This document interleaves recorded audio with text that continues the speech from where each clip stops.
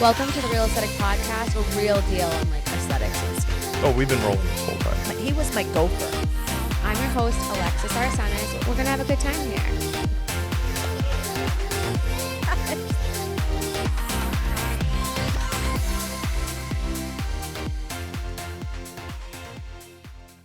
Welcome back to the Real Aesthetic Podcast, a show where we dive deep into the world of aesthetics, health and wellness, and business. I'm your host, Alexis Arsenis.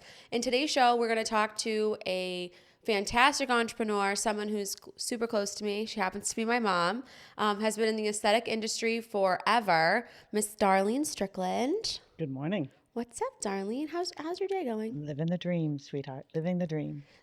Okay, so for those that don't know, give us a little bit of background about you, where you started, and how you kind of got into the world of aesthetics. Yeah. Originally, I'm a nurse, and then I went into the aesthetic arena and went to school at the Elizabeth Grady School of Aesthetics, worked for them for a short time, and decided to own my own practices with Elizabeth Grady and owned 3 franchises for 20 years. Back in 2009, I actually left the HydraFacial organization and came on board with the HydraFacial company. You left Elizabeth Grady. Yes. And then went to HydraFacial. Correct. And it's been an incredible journey. I've been with them going on 14 years, or actually 14 years now. And I'm the capital sales manager for New England. And it has been an absolutely incredible journey. The HydraFacial system is an amazing system. It definitely is one of my favorites. Obviously, everyone that knows me knows that HydraFacial is the foundation of my business. But really to get into how you went in for, at first you owned 3 locations for about 25 years. 20 years, but 20 with years. the Elizabeth Grady organization for 24 years. So how was that transition though? Like how, like did you just say, oh, I'm just done with this? Like how did that... Well, I had a 20-year contract that came up, and it just was not logical for me and my business at the time.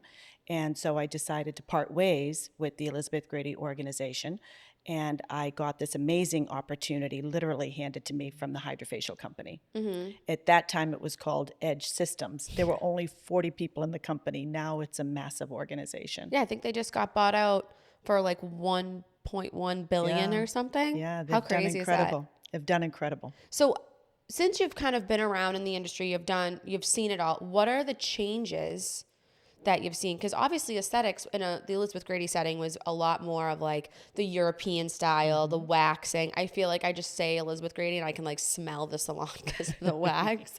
How'd you notice like the industry has changed? Not maybe from now, but even just going from like that to HydraFacial, because it's totally different type of aesthetics. Totally different.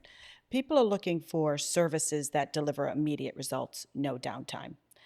They were waxing was starting to separate from waxing because they wanted more long-term results and people were going further into laser. Medical aesthetics was growing at that point. I mean, when I first started, it wasn't even a consideration that physicians would work with estheticians. Estheticians were more on the range of cosmetologists and hairdressers, nail techs. And it evolved. The technology has evolved in the industry.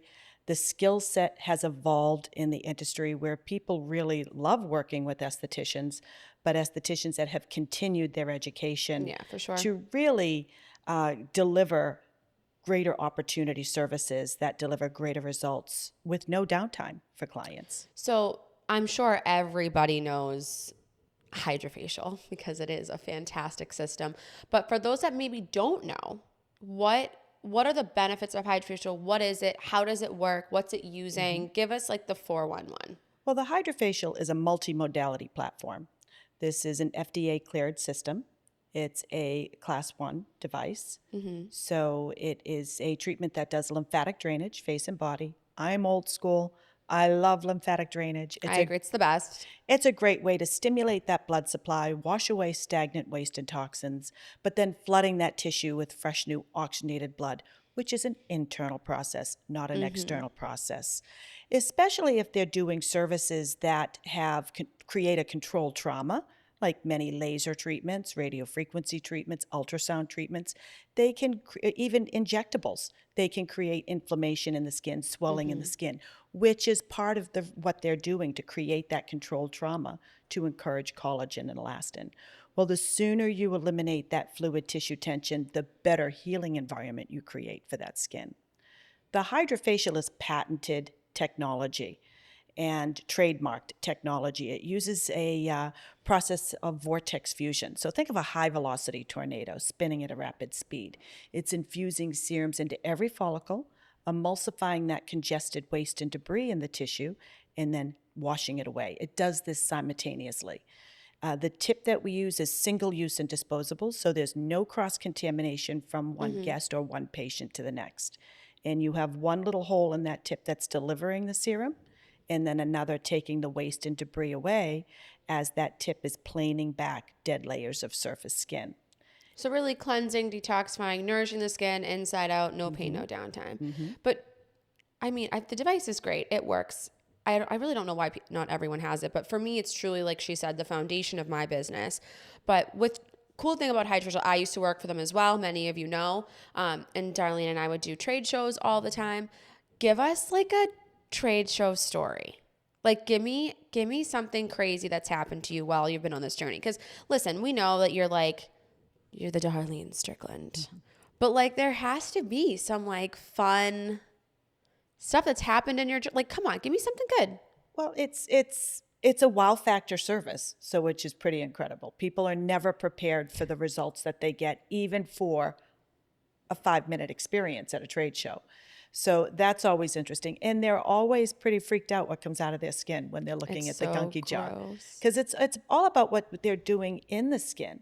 In addition, though, because we kind of jump started there a little bit, in addition, this device also includes LED light therapy. Yep. So you have the red for anti-aging. It's going to help to aid in product absorption.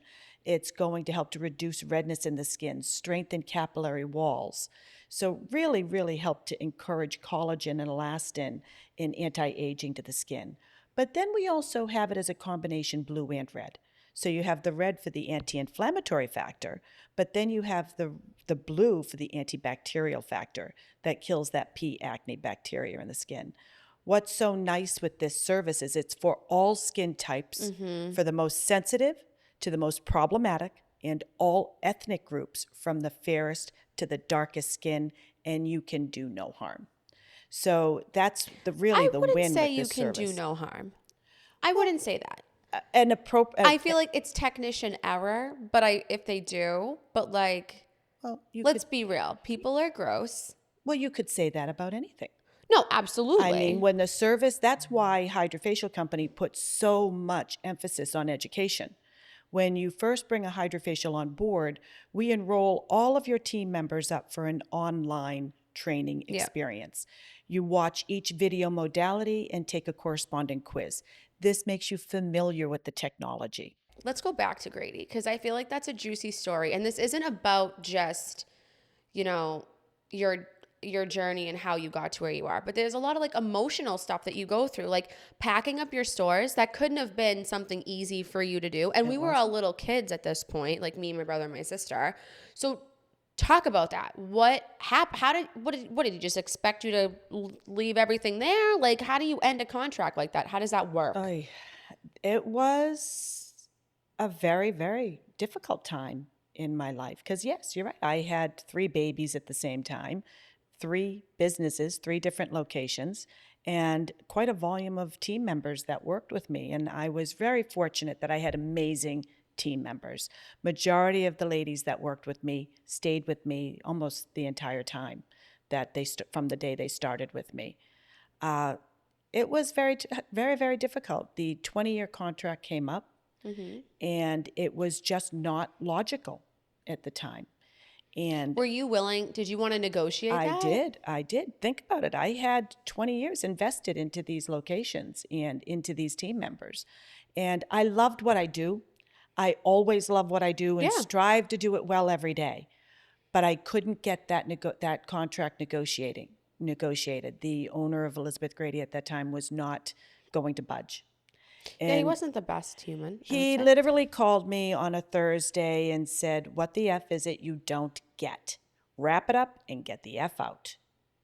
And on that Saturday, that was on a Thursday, because he wasn't. I had 3 attorneys say, Darlene, you can't sign this contract. It's a Ponzi scam. You just can't sign this contract. Were you the only owner at this time that was dealing with this same scenario? I was the second one because I was the second franchise owner at that point Okay. with Elizabeth Grady. And there were several that behind me that did sign this contract. I refused to sign the contract unless it was negotiated. He didn't, so I said, then that's it. I'm done. That's And crazy. I remember on that Saturday, they came and collected my books, thinking that they were going to open up that business and work with those salon Mind locations. you, back then, right? Because I used to work her desk. This is like later on that they just had a paper book that you would just write the client's appointment. That like Well, we weren't their computerized. name and then their like phone number. I remember being a little kid, like flipping through. My mom would be like, "Oh, do the confirmation calls," and I was like, "Okay." And it just had a name, what they were getting, and a phone number. That was it. Like you didn't have no computer system like we have now. So they just came in and grabbed. They grabbed the book, and my team members left that for that day. And I can remember just closing the doors, locking the doors, going up against the wall, just dropping to the back, sobbing my heart out for 30, Yeah. 30 minutes, 45 minutes, got up, backed my car to the front of the store, and started loading everything I could. Well, because you bought everything. I bought everything. And In your then franchise agreement, it was only you using their product and their name. It wasn't necessarily the goods in your store you Correct. purchased yourself. I purchased everything, every piece of furniture, every product, everything in there was on my dollar. And I wasn't going to leave it for anybody else. The next day I had trucks pull up to each location and gut them to vanilla envelopes. That's so. What a And badass move. I Being like, screw you. You're not starting. Can you imagine being them that are like coming into work the next day and there's like nothing in the room? yeah. That's Yeah. crazy. He expected to open up those businesses on the following Monday, and with all of my equipment in place, the team members in place, and run the business as it never transferred ownership. So what did you do with all the clients that were booked? Did you like have time to call them and tell them I what did was up? as much as I could, Remember, we weren't computerized, so everything was on record and regular handwritten records. And I was computerized because I had everything on my computers at home because I was the only franchise that started computers pretty quickly. It was pretty funny because I'd bring everything home. I taught my mother at the time how to do data entry, and she would take all the recaps. Which is funny because she's like the least tech savvy human on the planet. I remember Darlene, we had slave labor as little kids. We would be sitting by my grandmother's pool, and every spring and was it summer and spring or summer and fall, like whatever Spring it and was, fall. they would do postcards. And like one kid would do the stamps, one kid would do the name and the label, and like would go around, and then she'd be like, "Oh, check them and put them in the pile for each store." And like she had all the kids. Like it was me, my brother really didn't do it, my sister, my cousin Carrie, like all of us like did this. So it was really fun. It was really like a family But you loved thing. it. You loved it. It was No, it was cool. I used to was- count the lipsticks, and every once in a while I'd like steal one, and she'd be like, "I knew I counted that wrong, but it looked so good, so I didn't care." But it's crazy that they just thought that they were like, did clients come back at you like, what the hell is going on? No one even said anything? The clients that knew what was going on. They knew. Did your They employees contacted know me. at that point? I kept a lot kind of under the cuff because I didn't want to concern them. So you but didn't they- say anything? Like they just were they like, hey, kinda guess week knew. on Monday, you don't have a job. They did that week. They found out that Thursday. They really realized it that Thursday. It was about a week before they started to get an idea of what was going on. So it was as much of a shock to them, but they knew I was trying to fight the fight, Yeah. and it didn't work. So anyways, now I'm at home with no job, 3 babies, And a garage full of 3 salon shit. garage absolutely loaded to the rafters with It was so stuff. bad. So, all right, well, now what I am really gonna wish we do? had it now because it would have saved me a shitload of money when I opened Blue. So now what am I going to do? And I sold every single Yeah. piece of furniture, everything that got me through the rest of that year for the money that I needed, that got me through my Christmas. Now I have 3 stores of Christmas stuff. And I still want to make money to have a wonderful holiday for my kids. So I started decorating wreaths in ornaments and selling them Her wreaths to are really pretty. create Just saying. this and bows and you name it. I was making it for people, and that gave me the money I needed to have a phenomenal Christmas. So my family never missed a beat. Definitely not. And then the HydraFacial company found me. At that point, it was Edge Systems, and they asked me to come in and interview and come on board. And back then, even 15 years ago, laser and equipment sales was a man's world. It still And kind of is. it not as much. Laser It's sales changing. is definitely Well, a maybe your guy's laser, world. your higher lasers, yes, but Which I don't understand because they're all the it's same. changing. It is changing, and but it's not as bad as it used to be Yeah. with the man's world. And but I did when I started. That's the game. Yeah. That was It's the the boys' game. club. Right. And I persevered over that and really establish a healthy How'd you feel when you went return. on your first sales meeting? Because that's totally different. Well, when I went on my first sales meeting, it was literally open the folding tables and 10 people around a table. There wasn't very many of us, but that was a pretty interesting time. Well, I thought it was cool when you were like, hey, we have no staff. I can't do these shows. And my Cassandra and I would go to like Prime Med and like do all these shows.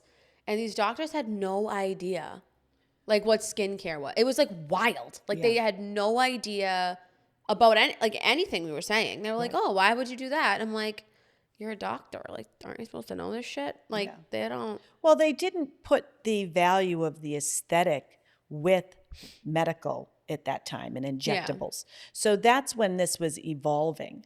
And When did producers behind the cam over here, Nick and Max, Yes, ma'am.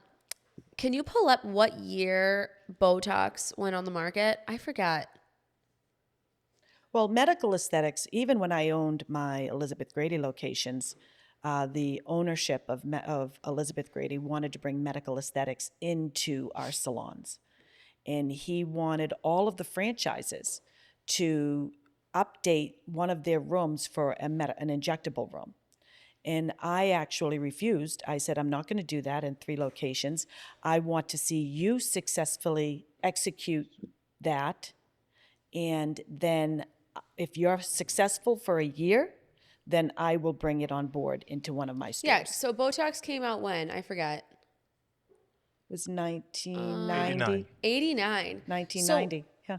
That's so funny. Yeah. And then probably I mean, I want to say like everyone was doing it, but I think now it's like, Well, it was physicians only. yeah, now nurses do it, LPNs do it. In some states, estheticians do it, which I think is kind of crazy.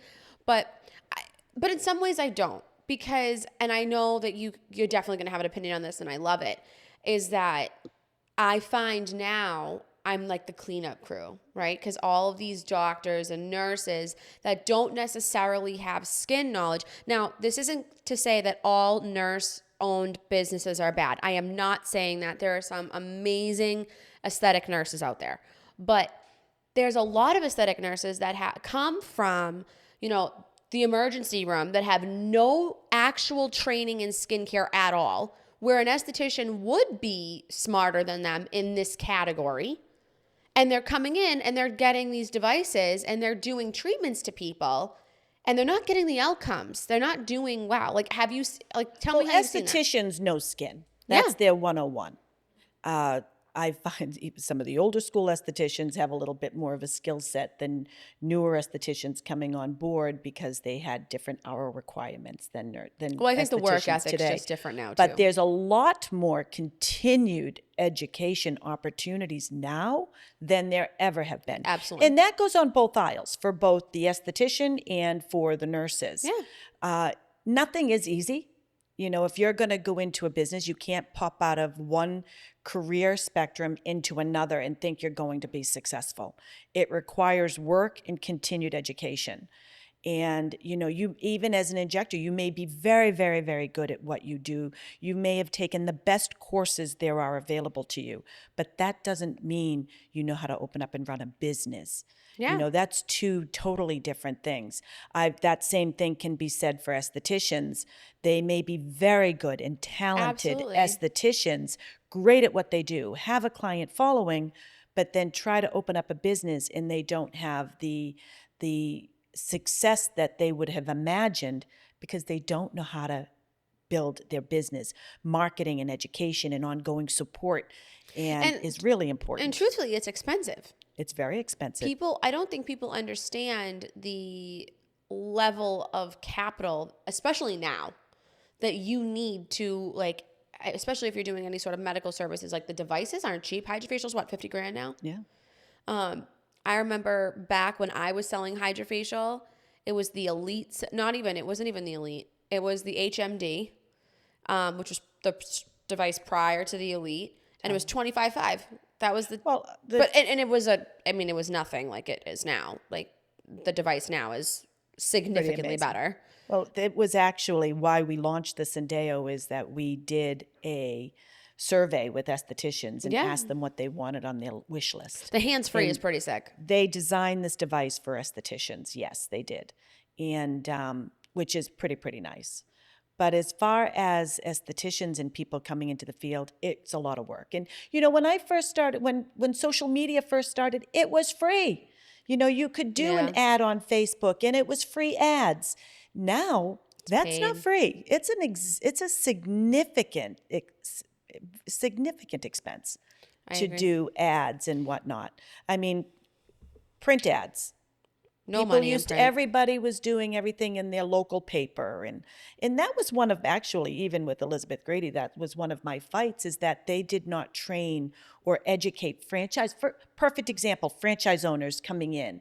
They were estheticians that were owners. They knew how, most of them, they knew how to run that business because it was a franchise framework. They didn't know how to market it.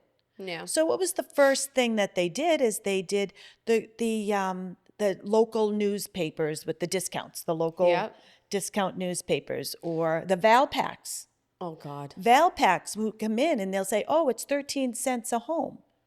Well, multiply that by 30,000 homes. Yeah. But they're not telling you, oh, so it's going to be $3,500 at the end of the month. They're telling you it's going to be 13 cents a home. And you get whacked with this big bill, and you're never going to even make 0.5% back on that expense. There definitely isn't any money in print. I've tried it. It doesn't work. But it's not today. No. It's not today's market. But back then, that's all you had. Yeah. Putting an ad in the newspaper, getting an ad on the Would you in your argue local that paper. it was easier then than it is now in some ways? Well, it was a smaller world. You didn't have as much. You really did not have a smidgen of the competition that you have today. Yeah, I find that aesthetics is like there's a new med spa like I think there's 3 on my street right now. And they're driven more by medical now than they are estheticians, because there's more nurses in the field than there are actually estheticians today. So I love/hate that, to be honest with you. I think that it's kind of one of those things where it's like, for example, I do a lot of demos in Bloom for different devices, and I have people that have come from all different worlds of medicine, and I've had one of which who had 0 idea on skin. And she's like, I'm opening up a med spa. And I'm like, okay, great. Like, that's awesome. Do you have an esthetician? Like, are you doing the treatments? Oh, no, I'm doing them all. And I'm like, oh, okay. Like, have you taken any classes? No. I'm like, oh, okay. So you're just going to buy this and you're going to hit people with it. And then you're just going to do the 1-hour training the device company gives you. And she's like, yeah, that's what I'm going to do. And I'm going to make a lot of money doing it. It's delusional. You are going to have bad results. It's not going to look good, So I just find it very frustrating that just because some people have a license and they're allowed to do things doesn't necessarily you should be able to do them. Well, you're working on people. So, I mean, your success is really going to be based on the results that you are delivering on clients, on patients. So if you don't have that education and the support, then that's going to be a huge factor. It's also product knowledge. Regardless of what you or I do on a client's skin, we're going to make a result. We're going to make a difference. Regardless of what we do, we're going to make a difference.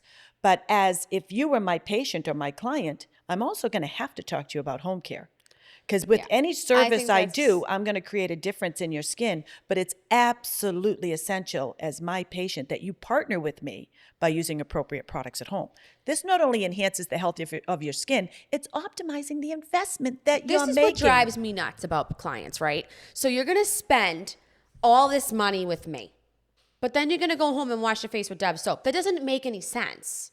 It doesn't make any sense. But as that clinician, though, it's their job to educate that patient or client. Absolutely, but you have these people that are coming in that don't know their ass from their elbow and what hyaluronic and vitamin C do. And they're like, okay, go ahead. I'm going to do this laser treatment to you and go home. That's it. Well, that's why continued education is so important. I mean, you may learn how to perform a laser treatment or a skin resurfacing treatment, but you have to understand what you're putting back into that skin and what it does. Same thing with HydraFacial. The device is the delivery system. It's an amazing delivery system.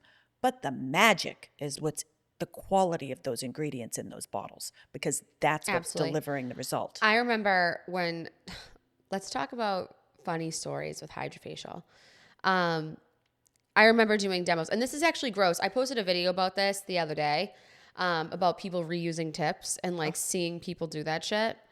And give us a little bit about that, Darlene. Like, how many times have you, I mean, I feel like it's been a lot. I've seen it a lot. Oh, I don't see it as much now. I see it more with microneedling, which grosses me out even as I more. did years ago. I saw it more often. I'd go into a practice and see that and dump out the tip. Say, you can't be doing this because you can't disinfect plastic. Do you remember that client that we went to together?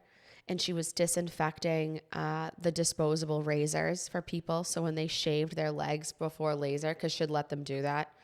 There's people, again, people are going to try to cut back their costs in any way that they can. It is a disposable razor. It's a disposable. Come on. Yes, but they're going to try to cut back on their costs in any way, but to what end?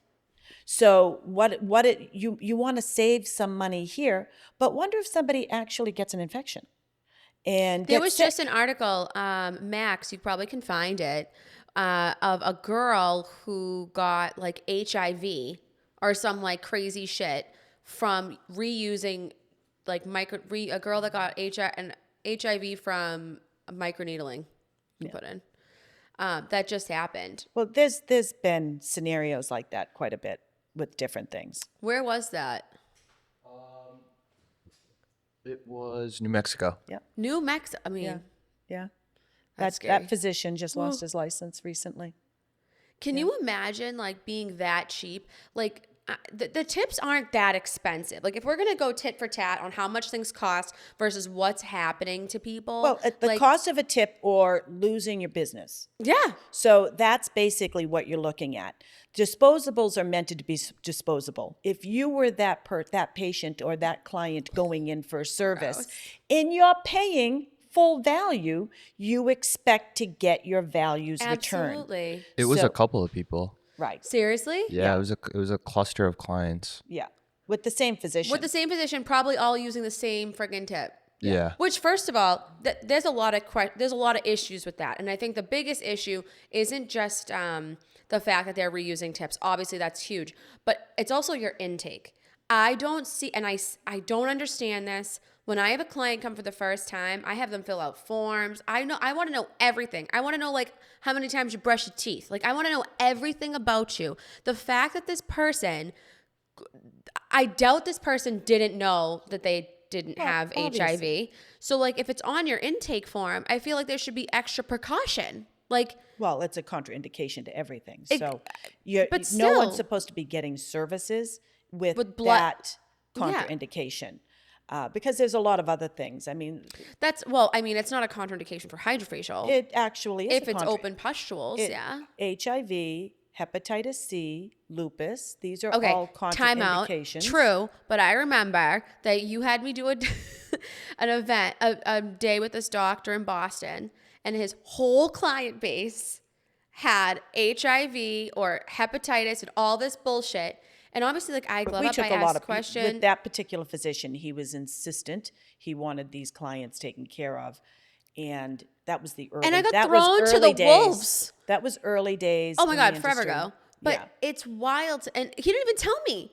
I No, looked at he their didn't chart. There tell was us. nothing in the chart. Nothing in the chart. Granted, So I didn't reuse we were anything. performing these services not knowing that With these, no- not knowing. So we didn't even know No. that this was We found out. a I'll concern. never forget. Remember that when we was sitting down at that desk and he was like, "Oh, I just want to let you know." And we were both like, Yeah, it was What? rather bizarre situation. That was in the early days. I remember That it was was in like, the days when I started. I was helping a rep with iLipo. Remember oh my iLipo? God. Remember Auntie Judy was on the news? Oh, I'll have to get that clip and I give it was to the actually. guys. There is a Good Morning America article that with me on doing the iLipo. That was so funny. It was Yeah. like all that. And No, I not think Chronicle. Chronicle. Yeah, but I think Judy lost a lot of weight doing that. Didn't she like lose inches? You know, like any of these devices, they deliver results, but there has to be support with it, your home support, but it was application error. So if you were not putting those pods on the same area consistently, you didn't get an opportunity, like an optimal result.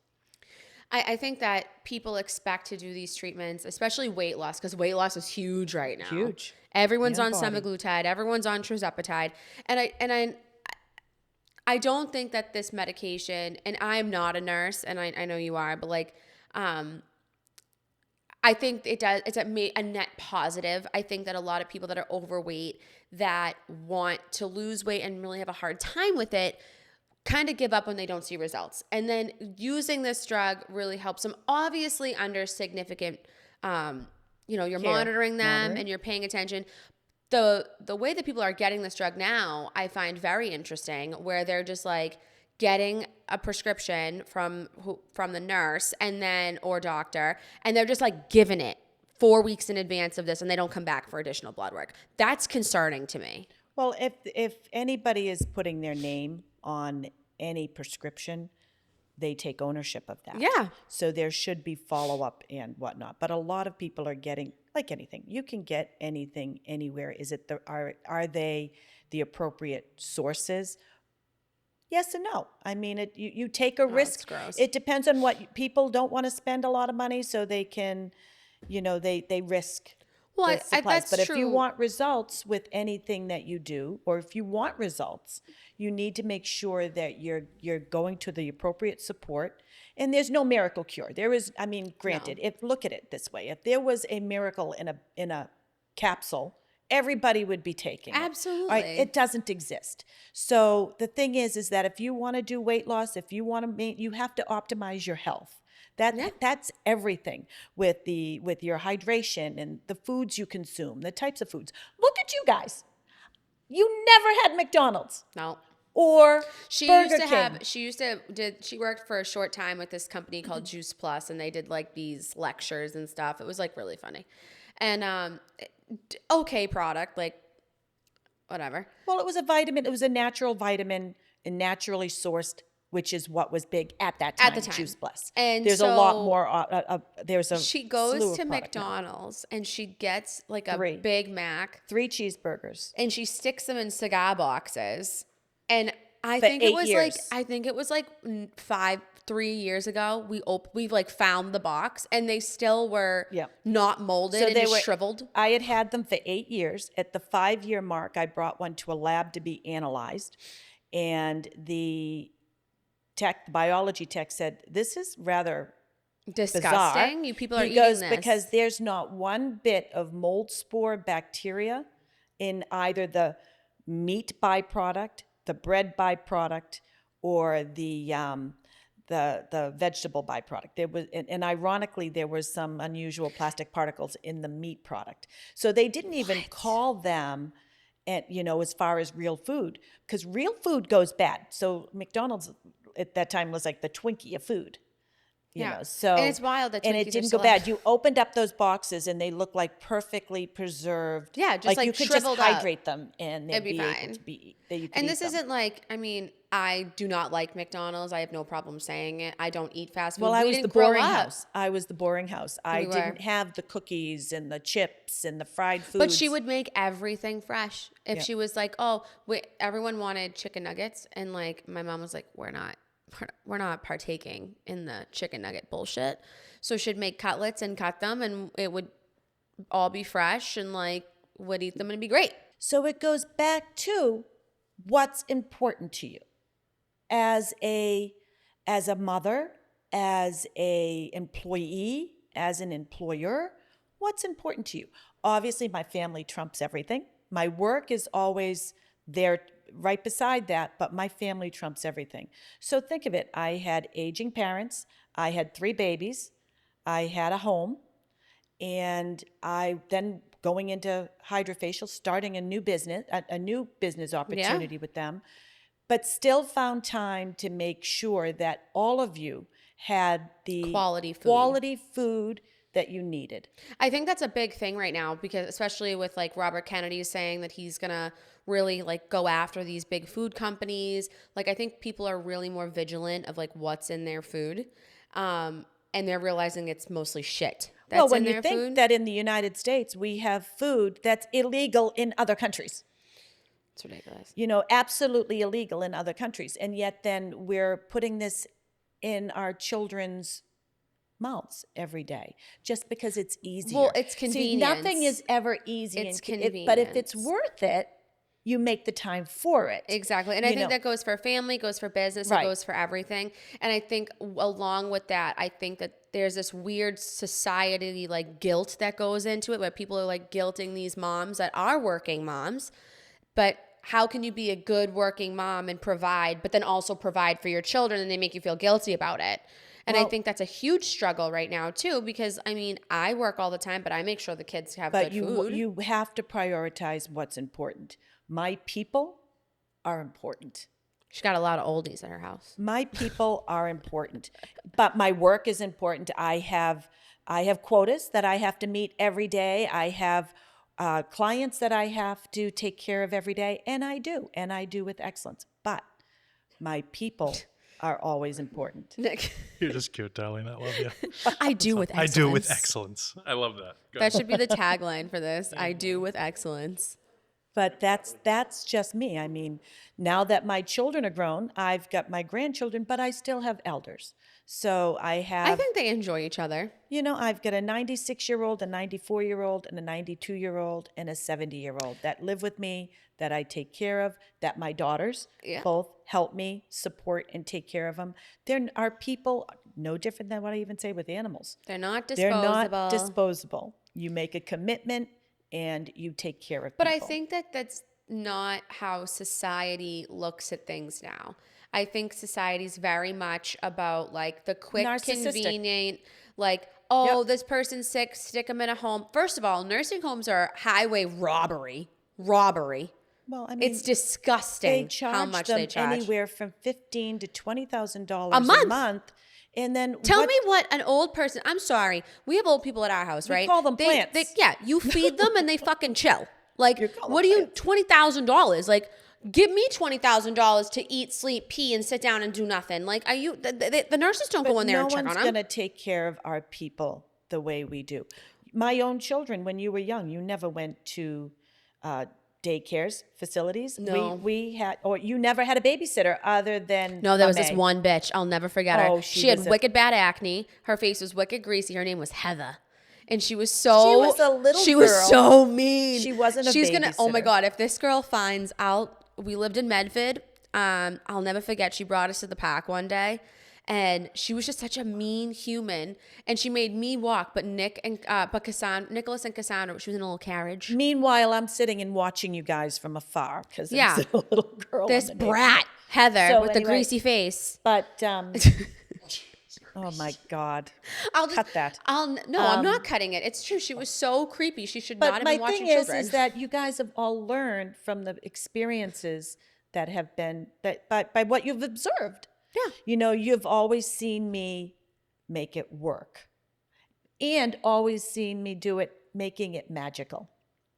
Because everything has Darlene magic. makes everything magical, whether it's her demos with HydraFacial or anything else. She has Tooth to fairy. she has to put her little sprinkle It has dust. to be magic because it makes it special. Well, it makes it more and fun. I look feel at like- now you'll do the same thing Oh, moving yeah. forward with your children. My girls are farm know. girls. So needless to say, I slept 2 hours a day. No. But Do you Everything is worth find that it's more like the media that's pushing women to feel guilty about doing all of that versus like did you feel guilty when you were working late and like couldn't be sometimes, yes. like was Of it course like I did. like how do you deal with that? Because I feel like that is a huge problem for so many people, and I just think that the media makes it almost makes you feel like a victim, like you're this awful human. Well, I mean, women are under a lot of pressure because they have so much career behind them now, and they have their families, and they have to prioritize. I did prioritize my family as well as my career. I made it work, but I would get a lot of the nonsense stuff out of the way when nobody even knew. I mean, you would be all in bed, and the grocery stores, when grocery stores stayed open till 11 o'clock, that was glorious to me because I could come home, get you guys to bed, get you all situated and comfortable, and I could run out to the grocery store and Mind put you, it my all dad away. was home, guys. She wasn't just like leaving us to No, ourselves. No, they had their father there too. Well, people are gonna Thank be like, God, "Oh, she because he left. She cooked. left the kids by herself to go He grocery he did a shopping." lot of cooking, and he was my gopher. At that point, he really was my gopher at that point. Which I needed that support. Nick, do you have something to say? Nothing. No, I have no comment whatsoever. I needed that support. She needed a helper. So and he did that. Reasons to get married with Darlene Strickland. If you need an assistant, get married. But he was good that way, and he always made great food for you. Yes, he did spoil you guys with the fast food occasionally. But Well, time out. It wasn't McDonald's though. Our idea of fast food was like a North Shore roast beef sandwich. And I'm sorry, like that on the scale of like what's terrible for you, I would say that's not the worst. At least it's not fake food. Right. No. But But it's funny though when I see you all as adults now. You'd go for a roast beef sandwich before you'd go for anything of any way. Fast food. I'm moving this week, and there's no food at my new house, so we've been eating out a lot, which I don't particularly like at all, truthfully. And every day I'm like, what the fuck do I eat? Like, I had roast beefs last week. I don't want a roast beef this week. Like, but the new place near my house. Salads. No, I don't like them. I don't like store-bought salads. They all taste like MSG to me. I don't like the salad. I'm not a fan of the whole iceberg lettuce bullshit. But I did order a salad, but I got a steak tip salad. And let me tell you, Atkinson House of Pizza in New Hampshire has a phenomenal rice and chicken bowl, and it's like grilled and it's on top. That was really good. Those are the gems when you find them. Then you can, and it's good food. It's close to my They're house. the little hidden I love gems. it. Well, thank you so much for coming on. Thank I know you. we learned a lot of fun things about you today, and I know you have another meeting that you have to skedaddle to, but I'm sure we'll have you back on. Please like, subscribe, follow us on Instagram, Real Aesthetic Pod. See you guys soon.